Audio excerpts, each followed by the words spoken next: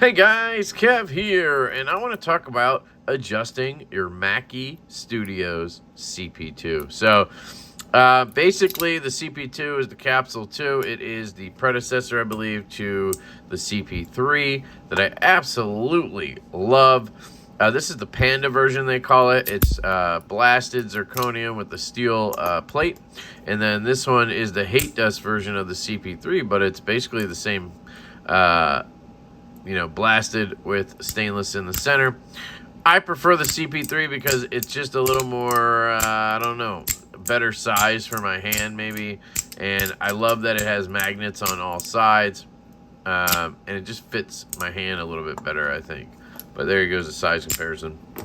This one has magnets on this side and a rail on this side. Now, if you have smaller hands or large glove-sized hands like me or smaller, I wouldn't really recommend these changes, but you do have the option. If you have large XL, 2XL hands, you might appreciate this because I've never heard anybody talk about this before, and I was just kind of tinkering around earlier and I figured it out. So you'll see here when I maneuver this, I just slide it up and out, stretch it as far as I can go. That's as far as it goes. The rail comes to here, and you get about 2 magnets exposed, right? And then you just slide down, the rail goes down, and then the magnet hammers home. And it's just a very satisfying, loud, haptically enjoyable process, right? So what we can do is take off this plate. And the reason I did this is because I was doing a little bit of maintenance. I just had never cleaned this. And by clean, I mean take the plates off and then just take alcohol and wipe everything down. You'll see here what came off after a month of hammering on this thing. We got nice and dirty, cleaning that guy off.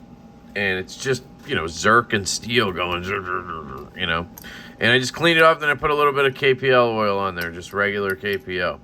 But anyway, there's screws in here. So let me zoom in without hitting the focus button. I always do that. There's a screw here, and then there's 2 screws here. And I always thought those screws were just to hold the plate on, and they are, but you have some adjustability. So this plate goes here, and you'll see as it stretches out, it actually catches right here. And that's because of that screw. And I didn't realize that. So you can actually take this screw out. And now this plate will slide up further. And now you can see we have 3 magnets exposed, not just 2. So if I carefully zoom back out, stretch up, you'll see I'm getting much further reach now on it. Just again, comparison. You're getting a longer stretch on the magnet, and you can stretch out and down, and you get 1, 2, 3 clicks. 1, 2, 3 clicks, right? So it stretches out for people who have larger hands or just want more clicks. It does make it a little bit harder closing it. You can tend to pop it off or whatever. But obviously, if you had larger hands, I think it would honestly maybe help you. And you could just go straight down or do what I'm doing, but easier because you have larger hands, right? So anyway, that's one option. And what you can do if you're going to keep it like this is just take this screw and either put it in the package because you have your Mackie box that came with extra screws. Or what I did was I just put it down here. I just tighten it in right there. Boom. Doesn't affect anything, and you're good to go, right? But if you want to do what I'm about to show you, you could take it out, put it wherever, just be safe. Zoom back in. Now we can take these out. These are all T6 screws, by the way. I'm using a Weha T6.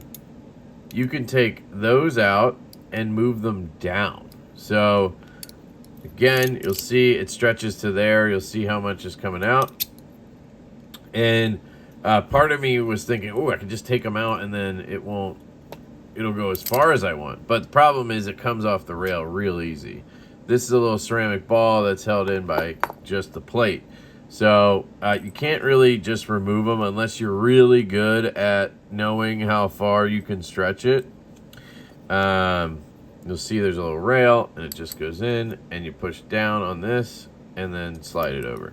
So unless you're really good at knowing how far to go, and you know to just stop right here, I wouldn't recommend this, because you go up. I have this the wrong way, I think. And then you're using the leverage. It's just not going to work very well, I think. So anyway, what I do is I can move them down to the bottom section here. And this is why a driver like this is good, because you can spin it in your palm again. Back to fidgeting. You'll see I can just go, whoop, and it's tight. So now we have it down here, and what does that mean? Well, look how much further that rail came out. And then this end, because we took that out, goes up to there. So now we have stretched out even further. You can see right there, it's very stretched out now. Before, it was probably like this much longer. Now it's all the way out there. We've added an extra magnet out and an extra little, you know, 1/8 of an inch or whatever out on that side. And now you can do this. If you have double XL hands or whatever, I think this would be good. You can get all the way out, and if your hands are in a good position to slam this down without, you know, pushing in the wrong angle, I think it would work. For me, it's not comfortable because I keep popping off that magnetic plate. It's just too much of a reach now, right? So what I prefer is to take this rail back up one.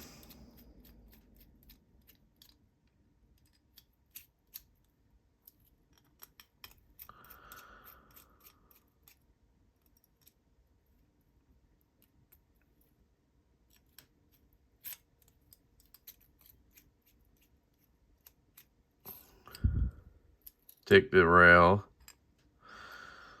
back up one, and then it's just a little more maneuverable for me, right? I just have a, sorry, what did I do? Oh, I screwed up, idiot. You want to make sure the rail is closed when you do this. I locked it out. You want to have the piece up. Hope that makes sense. So you don't block it. There you go. So now we're back to this one, and I just think if I were to adjust, this is the one I would do. But I personally like it stock. So I'm going to put this one back in. This one goes here in the center. And I do wish that maybe they gave you another option up here, or I don't know.